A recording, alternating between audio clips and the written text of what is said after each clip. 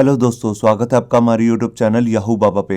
ये हमारा PHP course से रिलेटेड 83 ट्यूटोरियल है और इस कोर्स में आप पीएचपी मैथ के कुछ नए फंक्शन सीखने वाले हैं। एबीएस, सेल, फ्लोर और राउंड। यहाँ देखिए, यहाँ पर हमारा सबसे पहला फंक्शन है वो है एबीएस। एबीएस मतलब एब्सोल्यूट वैल्यू। यहाँ देखिए इसका एक एग्जाम्पल। यहाँ पर हमारे पास दो वैल्यूज हैं और एक है नेगेटिव वैल्यू और एक है पॉजिटिव वैल्यू। -6.2 जो है ये एक नेगेटिव वैल्यू है। अब इन दोनों में से कोई भी वैल्यू अगर हम एबीएस फंक्शन के अंदर पास करते हैं तो ये हमारे को उसकी एब्सोल्यूट वैल्यू दे देता है, जो कि है 6.2। तो इसका मतलब जो हमारा एबीएस फंक्शन है ये न्यूमेरिक वैल्यू के पहले कोई भी साइन आ रहा होगा, चाहे नेगेटिव चाहे पॉजिटिव, उसको हटा देता है। और वो न्यूमेरिक वैल्यू बेशक डेसिमल फॉर्म में भी हो सकती है, जैसे हम यहाँ पे एग्जाम्पल में देख रहे हैं। अब इसके बाद हम अपना दूसरा फंक्शन देखते हैं, फ्लोर।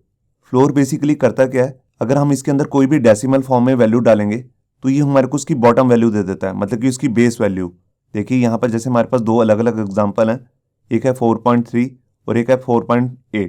इन दोनों वैल्यूज में से कोई भी अगर हम वैल्यू फ्लोर के अंदर पास करेंगे तो ये हमारे को रिटर्न करेगा 4, क्योंकि दोनों का ही बेस जो है वो है 4, मतलब कि नीचे की बॉटम वैल्यू।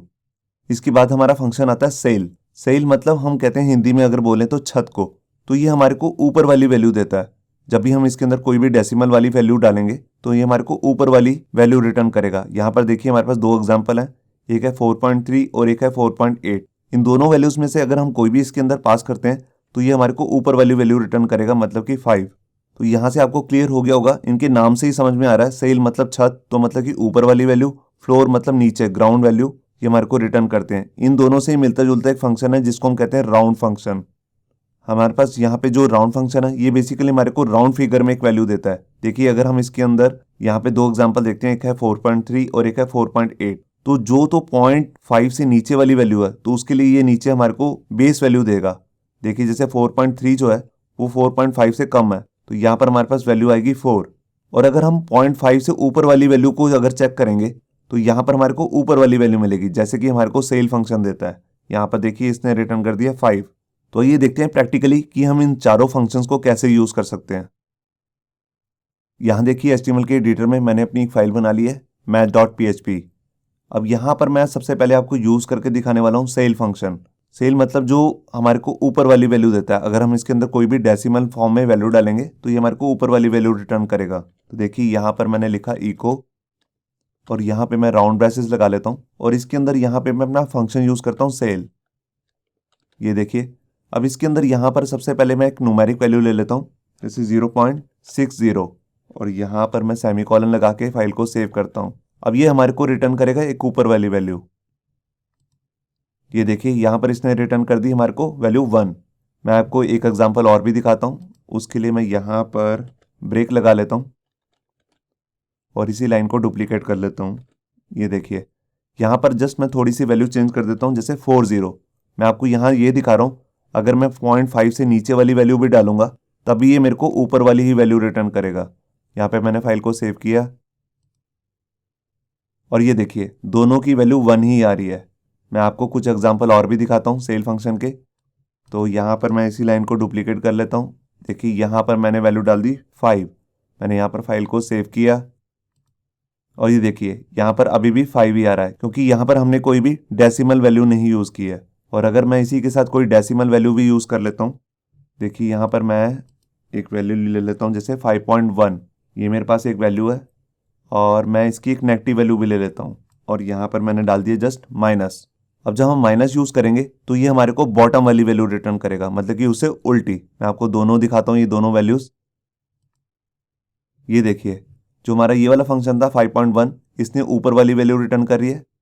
और यहाँ पे अगर हम यहाँ पे नेगेटिव वैल्यू डालेंगे तो मैंने आपको बताया ये बेस वैल्यू देता है, मतलब कि नीचे वाली वैल्यू। तो इसने यहाँ पर बॉटम वाली वैल्यू रिटर्न करी है हमारे को। तो ये था बेसिकली हमारा सेल फंक्शन जो हमारे को ऊपर वाली वैल्यू रिटर्न करता है। अब हम देखेंगे इससे मिलता जुलता फंक्शन जिसका नाम है फ्लोर। तो यहीं पर मैं इसका नाम में चेंज कर देता हूँ, यहाँ लिख देता हूँ फ्लोर और यही नाम कॉपी करके मैं हर जगह डाल देता हूँ। अब देखिए जो सबसे पहले वैल्यू है हमारी, उसमें ये नीचे वाली वैल्यू रिटर्न करेगा, मतलब कि 0। इसमें भी 0, क्योंकि ये फ्लोर है, नीचे वाली वैल्यू देगा आपको। और यहाँ पर भी जैसे हम 5.1 चेक करेंगे तो यहाँ पर भी हमारे को ये रिटर्न करेगा 5। और जब हम कोई नेगेटिव वैल्यू इसके अंदर डालेंगे फ्लोर के अंदर तो ये हमारे को ऊपर वाली वैल्यू देगा, मतलब कि उससे बिल्कुल उलट। तो यहाँ देखिए मैंने फाइल को सेव किया और ये देखिए 0.60 का इसने 0 रिटर्न कर दिया, 0.40 का इसने 0 रिटर्न कर दिया, क्योंकि ये दोनों इसकी फ्लोर वैल्यू है, बेस वैल्यू। और देखिए 5 का 5 ही रखा क्योंकि वो डेसिमल फॉर्म में नहीं है।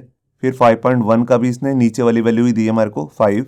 और जब हम इसके अंदर कोई भी नेगेटिव वैल्यू डाली तो देखिए बिल्कुल उससे इसने उलट किया, मतलब कि यहाँ पर इसने ऊपर वाली वैल्यू रिटर्न की है। तो ये था हमारा फ्लोर फंक्शन जो हमारे को नीचे वाली वैल्यू रिटर्न करता है। अब मैं इसकी जगह दूसरा फंक्शन यूज करने वाला हूँ जिसका नाम है राउंड, जो हमारे को राउंड फिगर में एक वैल्यू देता है। देखिए मैं हर जगह अब यहाँ पे राउंड डाल देता हूँ, इसको कॉपी करके।